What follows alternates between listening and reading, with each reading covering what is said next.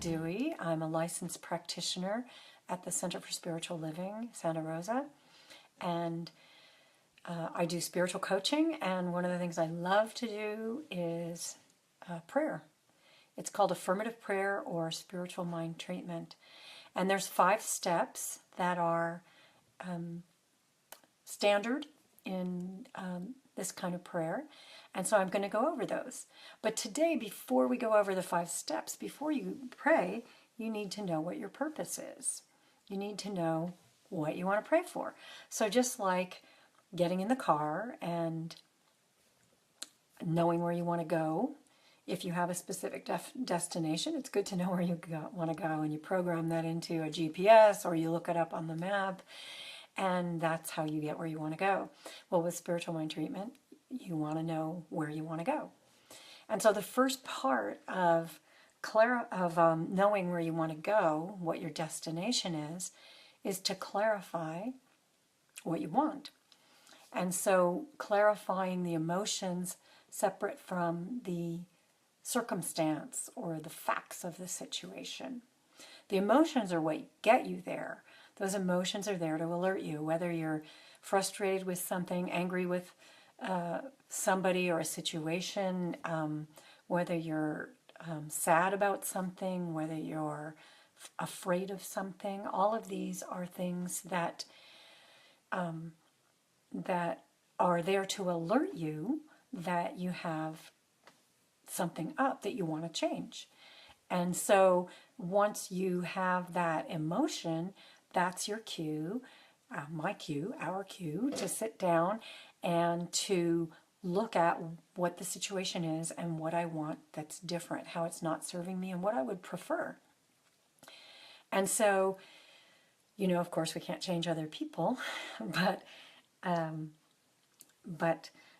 looking at the situation. So, for example, one thing that I and a lot of people I know want right now is the facts of the situation is that there's a lot of polarity in the political arena right now, that a lot of people not just debating ideas, but name calling, getting real, vilifying each other. And that breaks down communication. It doesn't give us a chance to talk to each other and find out where the common ground might be.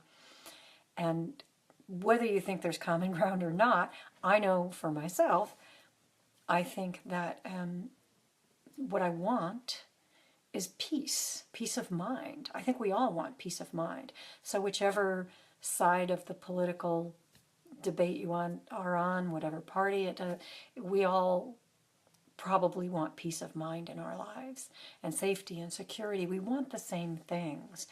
We want a feeling of ease in our lives and freedom in our lives. And so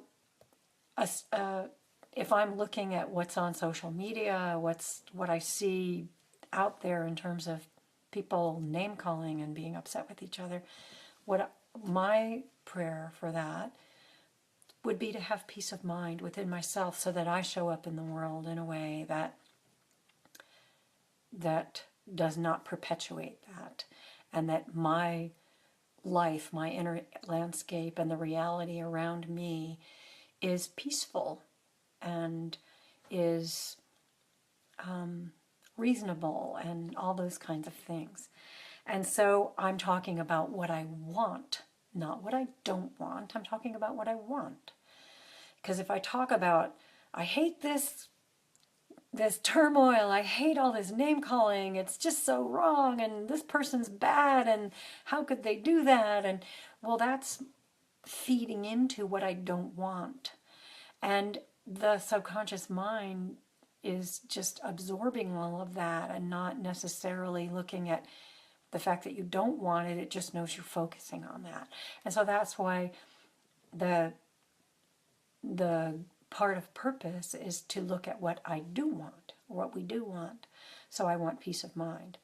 Or let's say someone who wants a job. They need a job. They need the income. Maybe they've been looking for a while. Maybe they're having trouble paying their bills. And so instead of being stuck on, just I need income, I need this, I have to have this, there's another kind of wanting, and that is what I'd really love in my life is to have a job where I'm appreciated, where I'm using all my talents and skills, doing something that feels good to me, something meaningful to me.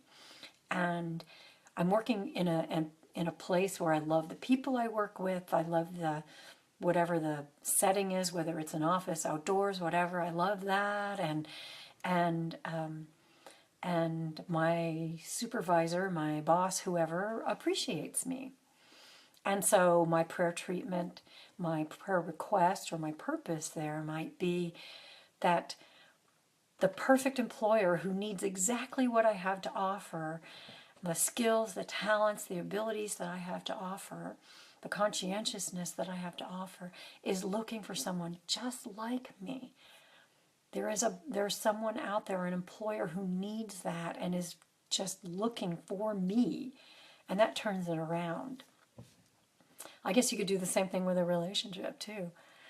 So that's looking at purpose. So I'll do the 5 steps of treatment. I'll do it in 4 videos because a couple of the steps are short.